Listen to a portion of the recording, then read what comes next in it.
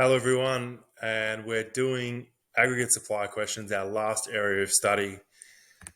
And the first question we're going to look at is a past exam question, which is relating to the second dot point, which is just a relationship between an efficient allocation of resources and aggregate supply.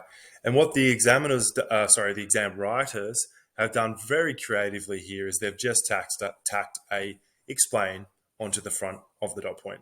So the question is literally explain the relationship between an efficient allocation of resources and aggregate supply. It was worth 4 marks and it actually wasn't done very well at all.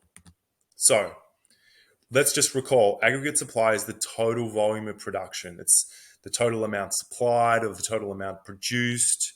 It's really GDP in the long run. Okay. And what a lot of students did was they said, oh, aggregate supply is the ability and willingness. No, the ability and willingness determines the level of output, but it is not the level of output. Okay.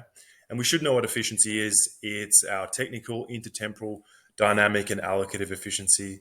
It's a measurement of how we use our resources, trying to get the best out of our resources, essentially.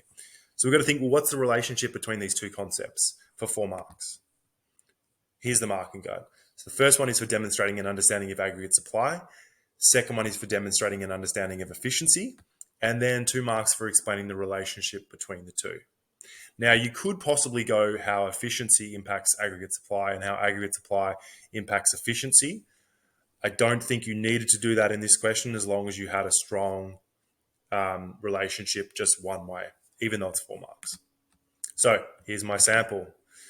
I've set out by saying what an efficient allocation of resources means. Now that kind of means, sort of means one of the efficiencies. I think you can choose one of the efficiencies. It could be all of the efficiencies.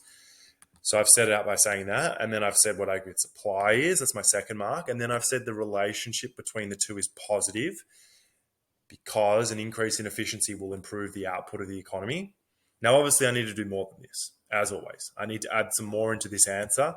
I need to sort of explain this in a little bit more detail. So let's have a go. So I've gone a little bit further at the start and I've said, well, efficiency could be productive efficiency. And productive efficiency is producing at your maximum output, given a limited amount of resources. To get productively efficient or to achieve productive efficiency, you need to maximize productivity, minimize waste. That's my first mark. I've gone a little bit further to say that aggregate supply is about real GDP and it's determined by the ability and willingness to produce, i.e. the position of the aggregate supply curve.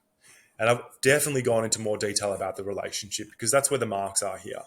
So the relationship is that, well, if we achieve productive efficiency, which means that we're improving our productivity, right? We're getting more out of our labor resources, more out of our capital resources. Well, that implies a shift to the right of the aggregate supply curve, right? That implies an increase in the ability and willingness to produce, which then means that the economy can produce more. There is an increased output, okay? So have a pause, look at that one.